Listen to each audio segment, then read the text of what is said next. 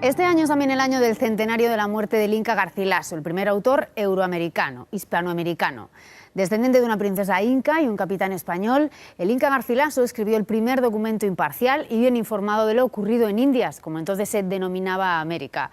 Su vida y obra tienen un interés y una relevancia fundamentales. Hemos visitado la que fue su casa en Montilla, en Córdoba.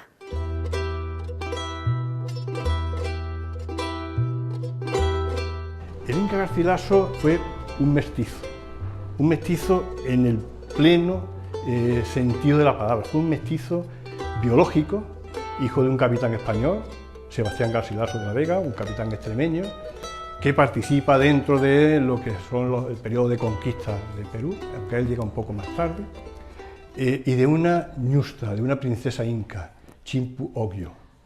Era nieta del gran inca Tupac Yupanqui, ¿no? Este mestizo biológico también lo es cultural, puesto que se forma en las dos culturas, pero además se forma en las dos lenguas. Su primera lengua, la que él dice que mama en la leche materna, es la lengua del quechua, y que eso será luego fundamental para lo que él hace de sus crónicas de India. Y la cultura que recibe, puesto que se cría con su padre, es la cultura europea, la cultura española. Y luego también es un mestizo literario. Es la voz del indio escrita con las palabras del Renacimiento. Entonces tenemos ahí un triple mestizaje que yo creo que es importantísimo y es lo que nos va a definir a este personaje. Ese fue el Inca Garcilaso, un personaje de una relevancia importantísima hasta el punto de que José Durán, uno de los grandes garcilasistas, lo sitúa en el origen de la patria peruana. Dice Durán que él fue el primer americano que tuvo conciencia de ser americano. De hecho, en su última obra, la de la segunda parte de los Comentarios Reales, que se publica como Historia General del Perú, él la dedica a los indios, mestizos y criollos de la nación peruana. No cita a los españoles y cita a Perú como imperio, como nación, y él dice de su compatriota. Estamos en la casa del Inca Garcilaso, en Montilla, y justamente estamos en lo que suponemos que fue su despacho. Está, bueno, pues presidido por un retrato de Gómez Suárez de Figueroa, que después acabaría llamándose el Inca Garcilaso, hecho por González Gamarra en los años 50, 60. Otro cuadro que representa a San Francisco Solano, patrono de la ciudad, patrono de Lima. Aquí se produce un poco un viaje de ida y vuelta, es decir, un peruano que viene a Montilla y un montillano que va a Perú. Y precisamente, bueno, pues están hermanados también, hemos querido hermanarlos también en el despacho del Inca Garcilaso. Están las dos banderas, la de Perú y la bandera del Tahuantinsuyo. Tahuantinsuyo era el imperio perdido de los incas, ese gran imperio que prácticamente ocupaba la mitad de Hispanoamérica y que, bueno, pues tanto lloraron los incas y tanto ayudó el Inca Garcilaso a recuperar su memoria e incluso, bueno, pues a darle un estatus dentro de lo que eran las grandes culturas de la época. Estamos en el patio principal de la casa del Inca Garcilaso, ¿no? La casa en la que vivió durante 30 años de su vida, durante su estancia en Montilla, el Inca Garcilaso de la Vega. La casa habilitada con una exposición permanente de cómo pudo ser la vida en la época del Inca Garcilaso, con una exposición en la que el visitante se hace buena idea de cómo podía ser una cocina en la época, o de cómo podía ser el dormitorio, la alcoba o la sala de conversación de un personaje principal, un personaje de la hidalguía montillana de esta época. Cuando Garcilaso llega a Montilla, esta casa lo acoge porque aquí vivía su tío, el capitán Alonso de Vargas. El capitán Alonso de Vargas, un capitán español de los ejércitos de Carlos V, que ya en su jubilación, por decirlo de alguna manera, vino a Montilla a cobrar una deuda de alguna de las campañas que tuvo en Europa y se enamoró en su madurez y se casó con doña Luisa Ponce de León, que era, bueno, curiosamente era tía también del poeta cordobés Luis de Góngora. Un matrimonio mayor sin hijos, acogen al Inca cuando llega a Montilla y con el paso de los años, tras la muerte de su tío y de su tía, pasa realmente a ser el propietario de la casa, el titular, y por eso, con toda propiedad, tiene el nombre de Casa del Inca. Aquí escribió algunas de sus obras más importantes. De hecho, en esta casa se firma la traducción de los Diálogos de Amor de León Hebreo, que es la primera obra que un nativo americano escribe y se publica en España.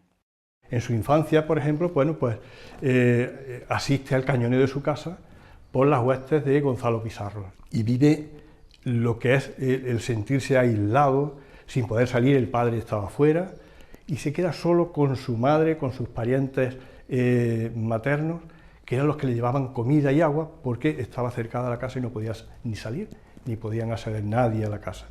Entonces, esa tensión de ese niño de 6, 7 años, con la casa cañoneada por sus propios congéneres, por la familia de su padre, por los españoles, por los mismos que habían estado comiendo en su casa semanas antes o meses antes.